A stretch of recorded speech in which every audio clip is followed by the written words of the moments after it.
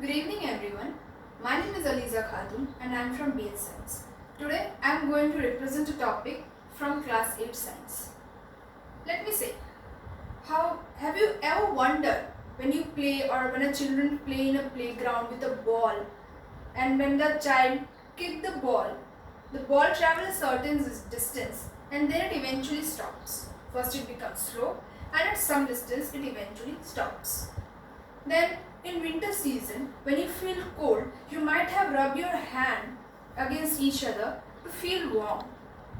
Moreover, if you see a person riding a bicycle, you can see if this is a bicycle here, you may have seen a person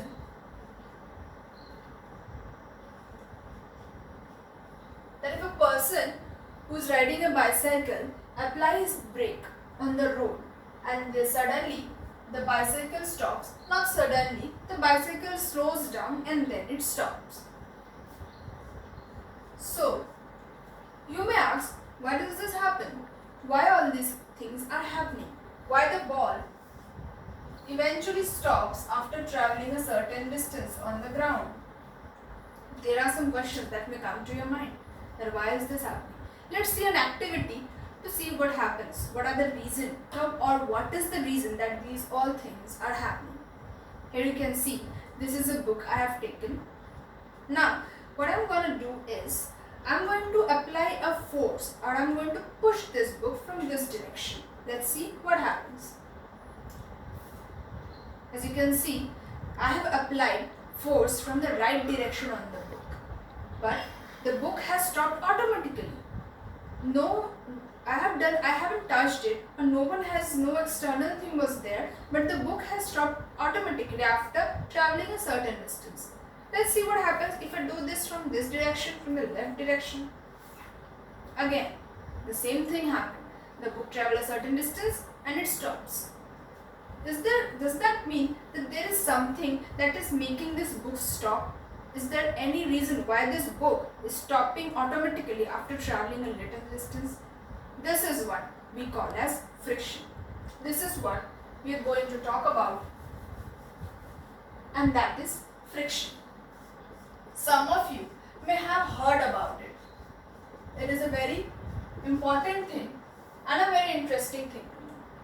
Friction. The next question comes to your mind is, what is friction?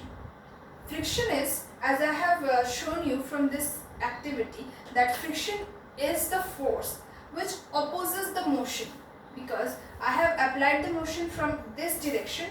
So where will be the direction of the friction? Yes, you are right. The direction of the friction will be from the left, because I have applied from the right, the friction opposes from the left. When I apply direction from the left, friction opposes from the right. So always friction acts or applies on the opposite direction. So you can define friction as, friction is the force which opposes the relative motion of any two surfaces in contact. Try to notice this definition, that any two surfaces in contact. What does that mean? As you can see, this is a book and this is a surface. And what is this? This is a wooden surface. These two surfaces comes in contact. So I can say that these two surfaces are in contact and I am applying a force, and friction, as I have told you, is opposing this from the opposite direction. So from this particular activity we can infer that friction is the force that opposes the relative motion of any two surfaces in contact. This is what is known as friction. So the next question comes that why does friction occurs? Why does this occur, or what is the reason behind friction to occur? Let's see another activity for this.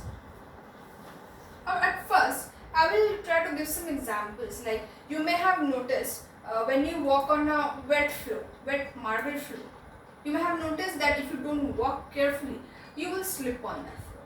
Why does this happen? But when you are wearing some sports shoes, or when a sports person is wearing a sports shoes, if you watch carefully, you may see that the soles of the shoes are grooved, or the soles of the shoes are spiked. Why is this? All these things happen. What is the reason behind all of this? It is because the surface of any object or any surface contains some small irregularities.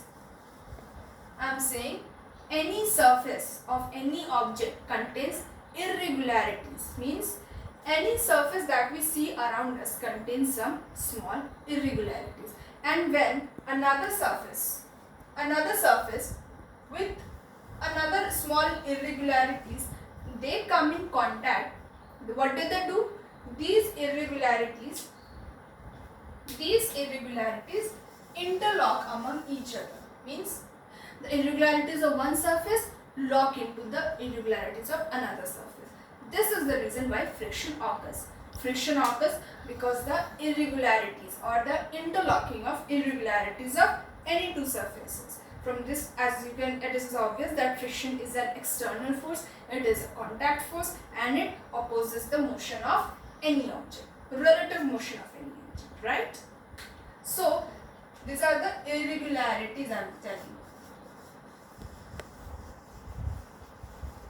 you. Irregularities, and the interlocking among these irregularities causes friction. This is the reason behind friction to occur. Now, the next question comes, or as I have given the example that when you walk on a wet marble floor, you may slip on it.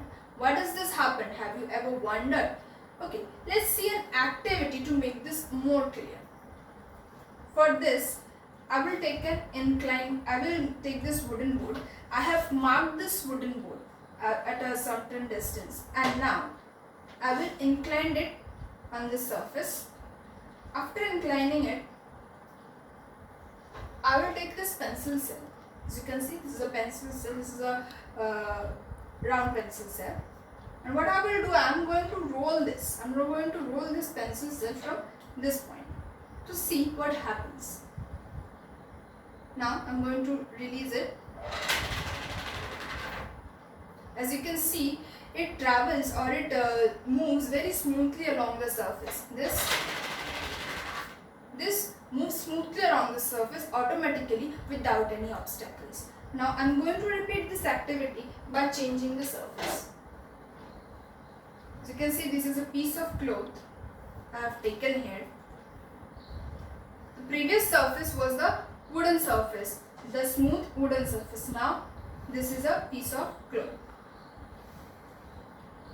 or a cotton piece of cloth, you can say. Now I will see what happens when I do the previous thing, when I roll this cell. Here, isn't it amazing? Did you see that the cell has stopped automatically without any external force or without any other obstacle? So what does this infer? To make it more clear, I will change the surface again. And this time I have made a thin layer of sand. Here I have placed a thin layer of sand below this inclined plane, and I will repeat the same thing. I will roll this pencil cell from here. Then see what happens. This is shocking. The observation in all the three cases are different. In the first case with a wooden surface, the pencil cell traveled so smoothly without any obstacle. On the piece of cloth, it traveled a certain distance, but it stopped automatically. And here, on this layer of sand, it didn't even travel properly. It just stopped automatically. Now, you may ask, why these three cases are different? What is the reason that these three different cases are occurring? This is where the nature of the surfaces comes into play. You may say that this is the portion where the question comes that what are the factors on which friction depends on? So, friction, as you can see, friction depends on nature of surface.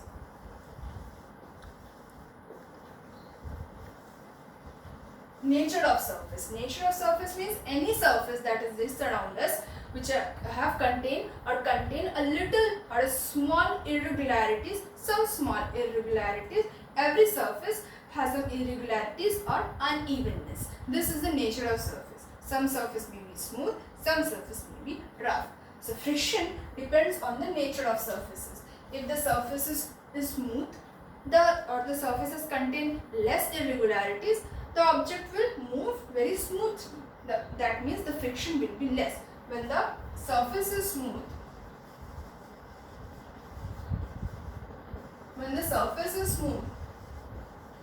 friction is less.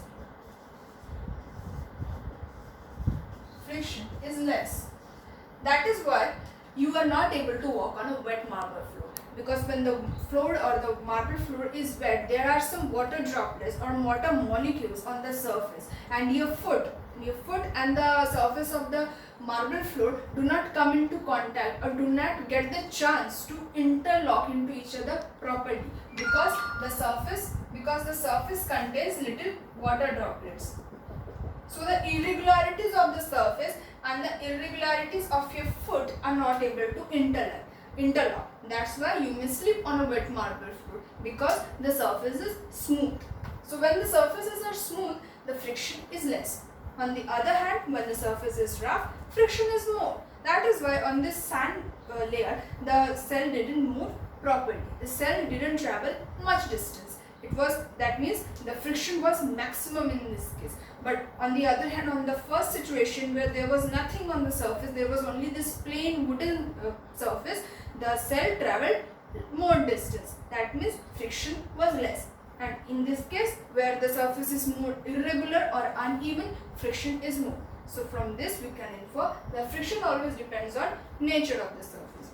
What are the other factors that on which friction depends? This you might wonder. For this, to make this clear, I will do another activity to make this one clear. Here, I will take a piece of cardboard, a single piece of cardboard, and what I will do is, as you can see, this is a piece of cardboard. This is a surface having some small irregularities, and this is a wooden surface which has small irregularities too. Now, I am going to apply some force. Let's see what happens. I am going to apply force.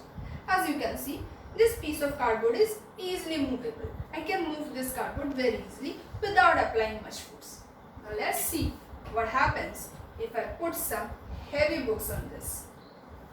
I am putting some heavy books on this surface. Now I will do the same thing. I will apply the force. Let's see what happens. As you can see, in this case, it is a little difficult to move this. Why is this happening? Why is it difficult to move it? Have you ever wondered in your home, when you try to move a heavy box or you try to move a heavy furniture, you find it difficult to move it across the room? Why does this happen? The same reason is behind this. That means friction increases when two surfaces are pressed harder. When this surface is single and there is nothing on it, the friction was less because the two surfaces are not pressed harder. But when I placed these books on this surface, I applied more weight on this surface. More weight is put on this surface. So the applied force is much and friction is more. So that's why friction depends on the weight, or you can say when two surfaces